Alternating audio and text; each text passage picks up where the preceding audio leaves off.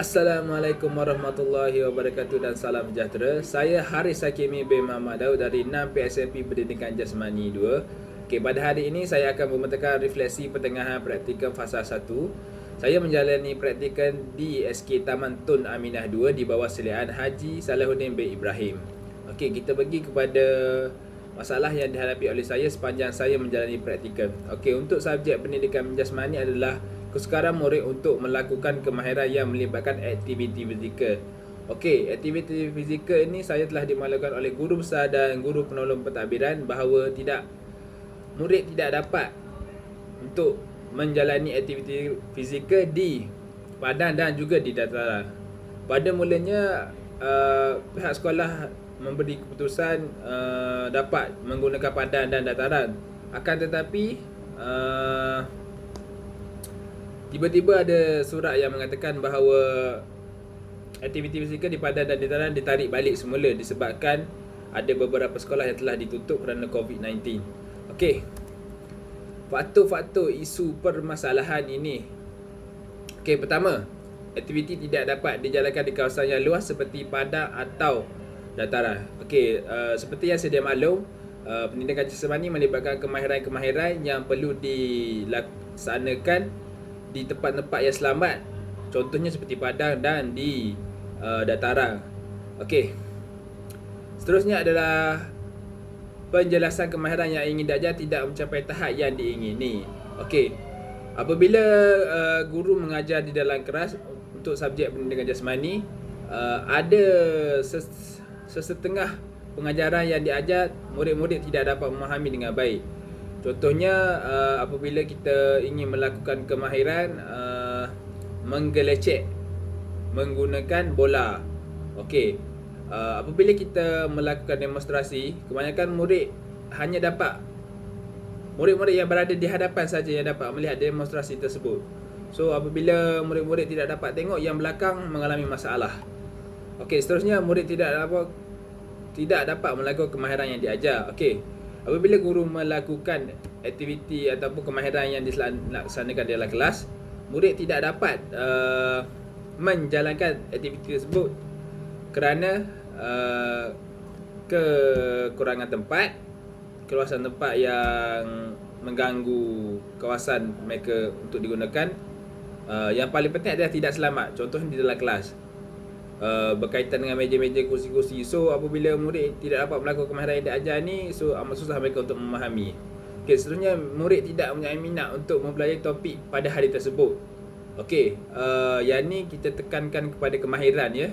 Apabila kita guru mengajar berkaitan dengan kemahiran tetapi kita jalankan secara teori, murid-murid tidak memberi perhatian cukup kerana mereka lebih berminat untuk melaksanakan aktiviti tersebut berbanding mendengar teori. Okey, seterusnya adalah kawalan kelas. Okey. Murid-murid sesetengah kebanyakannya adalah bagus, tetapi ada beberapa murid yang apabila telah hilang fokus dalam pembelajarannya, dia akan mengganggu kawan-kawan yang lain. Okey, seterusnya adalah ABM yang kurang menarik perhatian. Okey. Seterusnya kita bagi kepada kesan kepada pembelajaran. Okey, kesan daripada permasalahan tadi. Pertama, kawalan kelas menjadi kurang efisien di mana terdapat gangguan. Okey, seterusnya murid mengganggu rakan yang lain. Objektif pembelajaran tidak capai dan murid bosan dengan aktiviti yang dijalankan. Okey, maksud aktiviti yang dijalankan ni adalah kebanyakan aktiviti adalah secara individu, tetapi adalah terhad di mana mereka hanya boleh bergerak di tempat mereka sahaja. So apabila kita ingin melakukan aktiviti secara berkumpulan, amat tidak digalakkan, tetapi kita perlu menjalankan langkah-langkah pencegahan kalau kita nak laksanakan. Okey. Pengetahuan dan kemahiran sedia ada di IPG yang diaplikasikan di sekolah yang telah saya kaji. Pertama adalah teori peniruan Albert Bandura di mana saya menjalankan demonstrasi untuk menunjukkan aktiviti-aktiviti fizikal seperti kemahiran-kemahiran yang terlibat. Okey, seterusnya model disiplin iaitu assertive kata menggunakan peneguh positif dan peneguh negatif untuk mengawal kelas. Okey, seterusnya ada pengurusan media ajar dan tingkah laku. Pertama, saya menunjukkan contoh teladan yang baik di mana saya berpakaian secara kemas dan menunjukkan ciri-ciri komunikasi yang berkesan. Okey, seterusnya teknologi untuk pengajaran pembelajaran saya gunakan adalah menggunakan lagu untuk menarik perhatian mereka, terutamanya dalam set induksi. Okey, seterusnya kepada rancangan pengajaran, saya menjadikan rancangan pengajaran harian sebelum saya mengajar. Okey, seterusnya pengetahuan dan kemahiran baru yang diperoleh. Pertama, untuk etika perguruan, guru perlu mengawal emosi. Okey, pemilihan aktiviti. Pertama, untuk zaman COVID ini, saya menggunakan ruang yang ada untuk melakukan aktiviti dengan lebih selamat. Okey, seterusnya hubungan. Saya memastikan hubungan komunikasi antara saya dan murid adalah berkesan, di mana untuk mencapai komunikasi dua hala yang lebih baik.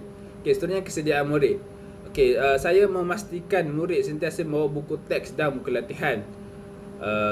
Terusnya pengulangan. Okey, menunjukkan demonstrasi secara berulang kali untuk kemahiran-kemahiran tertentu. Okey, suara saya menggunakan intonasi yang sesuai, iaitu lantang dan jelas.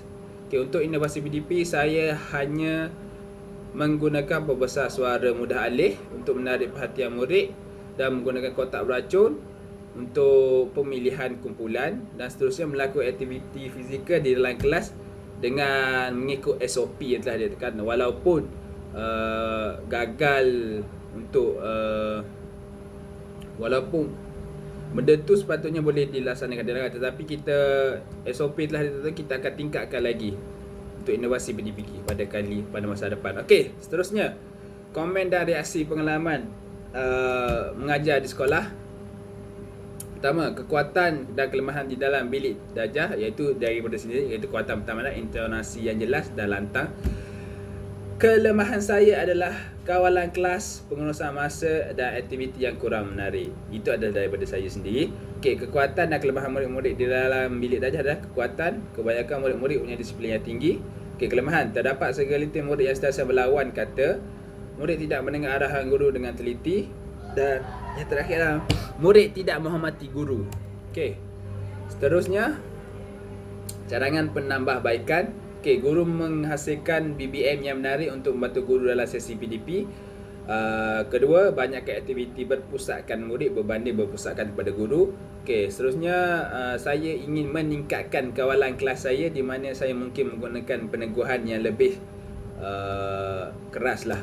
Okey, seterusnya mewujudkan peneguhan negatif untuk kawalan kelas. Okey, kesimpulan yang saya dapat pada praktikal fasa 1 ini adalah saya dapat mengenai dengan lebih dekat dengan tugasan saya dan peranan sebagai seorang guru dengan lebih dekat, dan membantu saya untuk berusaha untuk menjadi seorang guru yang lebih baik pada masa hadapan. Dan saya juga berterima kasih kepada guru-guru di SK Taman